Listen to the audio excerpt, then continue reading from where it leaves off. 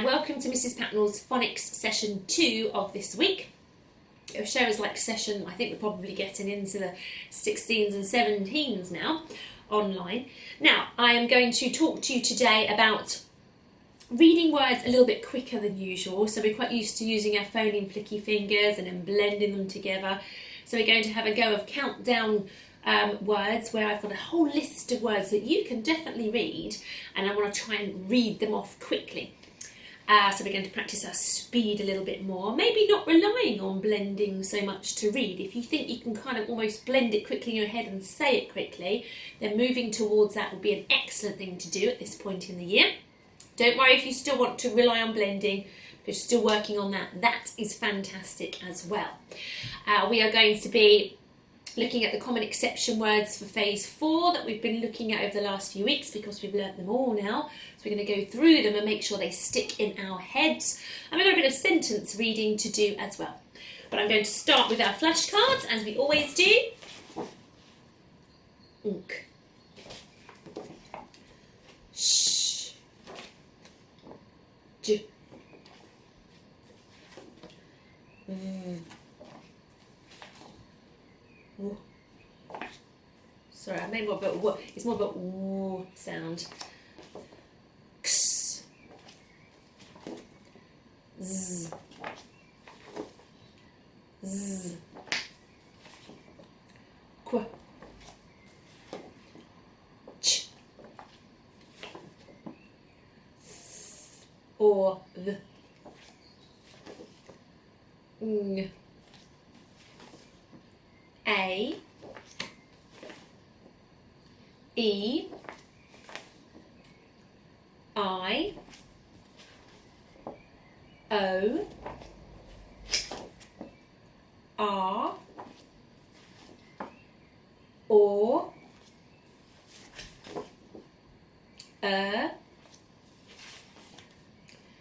Ow. Oi. Air. Ear. But usually year.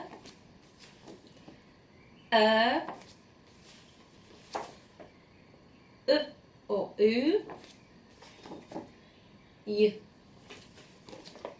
Some phase 2 ones. D. Remember with D, you start like you would a curly curt, yeah, and then go up tall and down with a flick to do your D. So you get it down the right way and not confused with your bat first, like your B. S. K. K. R. T.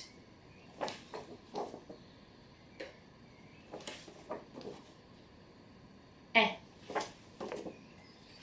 E. G. A. F.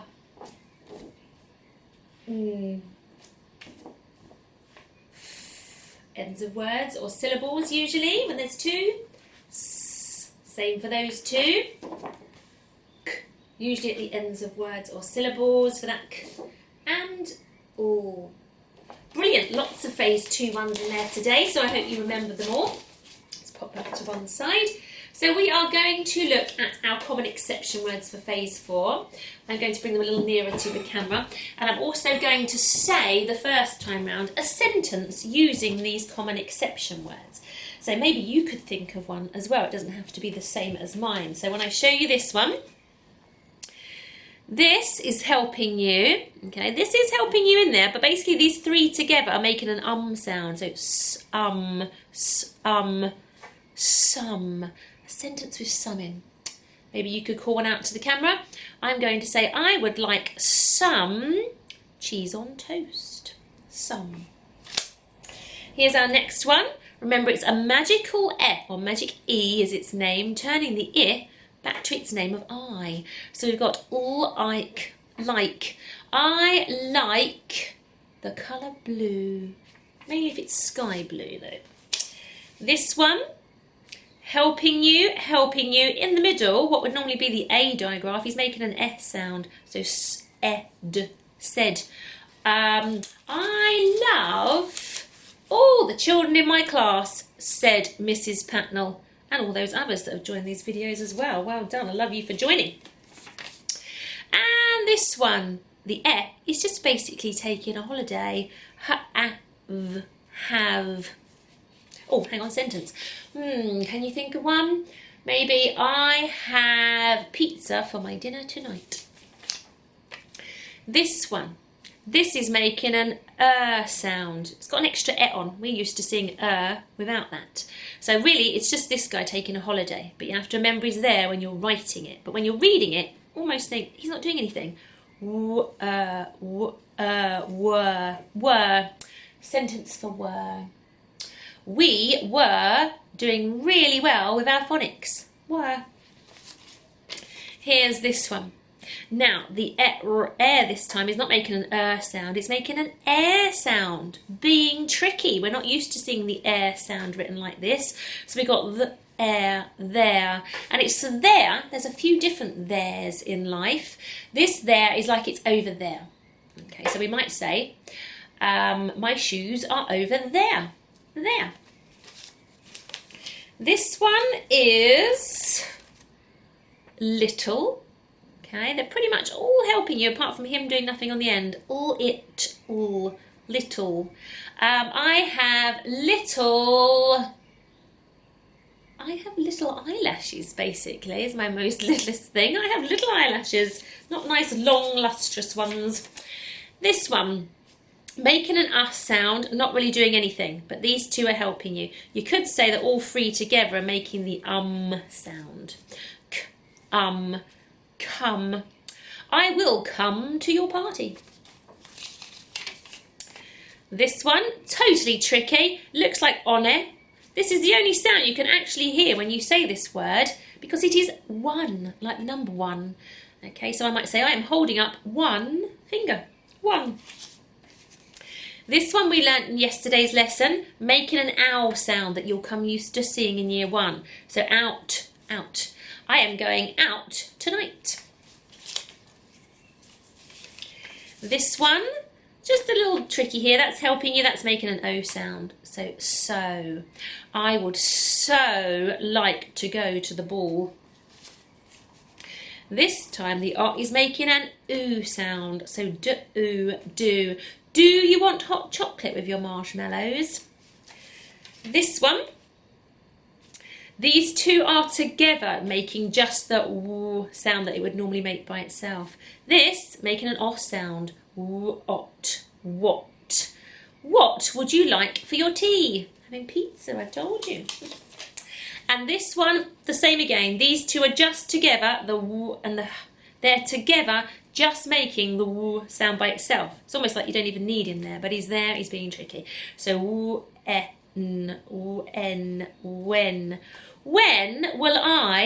will I be famous? Right, so those are our common exception words for phase 4. I'm just going to flip through them one more time quickly because I really want you to get used to knowing these. So when. Call them out to the screen first before I get there. What. Do. So.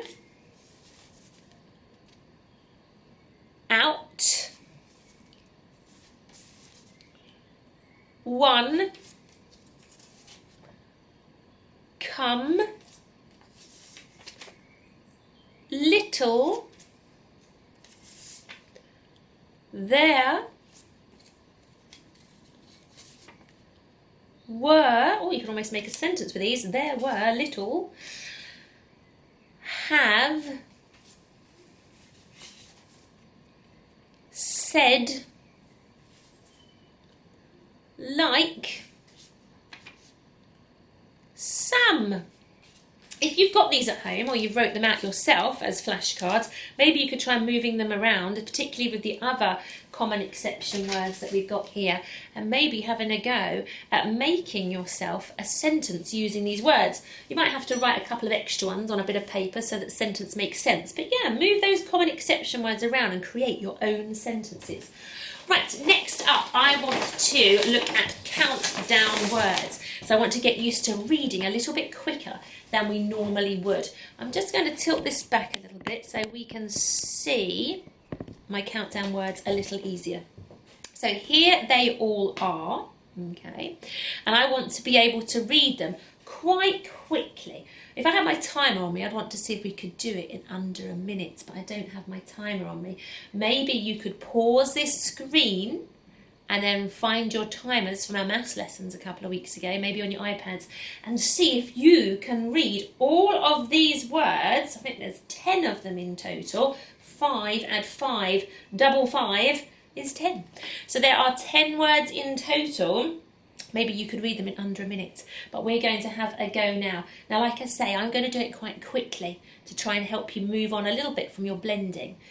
So if you really want to tackle it by yourself without me going through it quite quickly, then do pause the video. So let me get my arm out of the way so you can pause that screen. I have put the sound buttons to help you so that we can be a bit speedier. Have a look at this one. Think. Thank.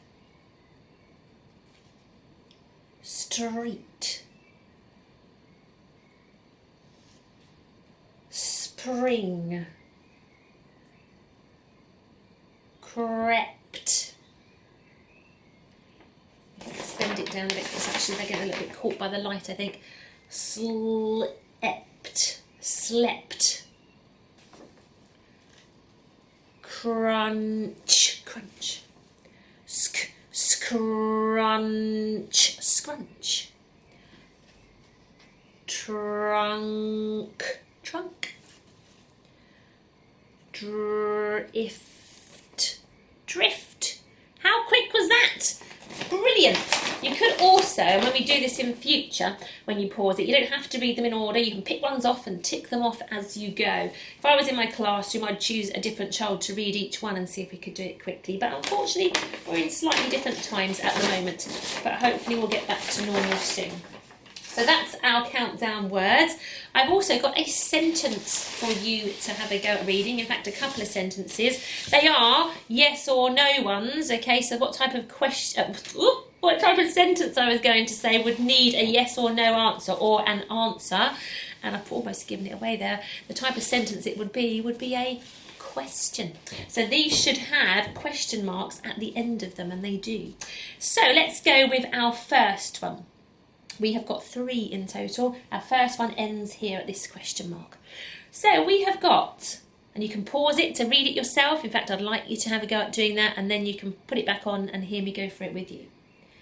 So, it will, an, ig, oo. It's the long oo sound, not the short oo. Igloo. Will an igloo, 4 sounds, the 2 at the end are very close together. Melt. Will an igloo melt? Question mark. Will an igloo melt? I mean, obviously, igloos are normally made in very cold countries, so they don't often get a chance to melt. But if the sun came out and the temperatures went up, then would an igloo melt? Yes, it would, because it is made of ice, isn't it? And that would melt if the heat got hotter. Right, let's have a look at this sentence here. Okay, so it starts here and ends here with the question mark. Nice, simple, straightforward question. We have got 3 sounds. An, can, string, string, can string, ink, ink. Can string think? Yes or no? No, string can't think. Absolutely it cannot. Doesn't have the ability to think. And our last sentence here, it's containing one of those common exception words that we've looked at again today and looked at yesterday. We have got, making an oo sound, do, cars,